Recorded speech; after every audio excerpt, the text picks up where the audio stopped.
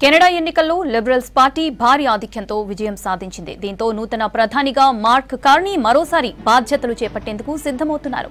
వరుసగా 4వ సారి liberal party అధికారంలోకి వచ్చింది. ఈ ఎన్నికల్లో అధికార లిబరల్ పార్టీకి 167 స్థానాలు దక్కాయి. ప్రతిపక్ష కన్జర్వేటివ్ పార్టీ కేవలం 145 స్థానాలకే పరిమితమైంది. దాంతో లిబరల్ పార్టీకి అధికారం ఖాయమైంది. కన్జర్వేటివ్ పార్టీ నేత పియరీ పాయిలివ్రా ఓటమిని అంగీకరించారు.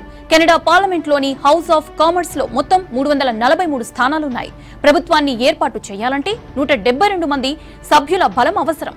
అయితే లిబరల్ పార్టీకి 167 స్థానాలు మాత్రమే వచ్చాయి. అంటే మరో ప్రభుత్వం ఏర్పాటుకు కావాల్సిన సీట్ల కంటే మరో 5 సీట్లు తక్కువయ్యాయి. లిబరల్ పార్టీకి స్పష్టమైన మెజారిటీ రాకపోయినా అతిపెద్ద పార్టీగా అవతరించింది. దాంతో మార్క్ కార్నీ మిత్రపక్షాలతో కలిసి ప్రభుత్వాన్ని ఏర్పాటు చేయనున్నారు.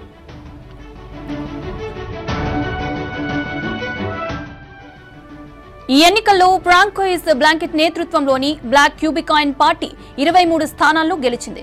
ఇక ఖలిస్తానీలకు అనుకూలుడైన జగ్మీత్ సింగ్ కు చెందిన ఎన్డీపీ ఈ ఎన్నికల్లో పెద్దగా ప్రభావం చూపలేకపోయింది. ఆ పార్టీ కేవలం 7 స్థానాల్లో మాత్రమే గెలిచింది.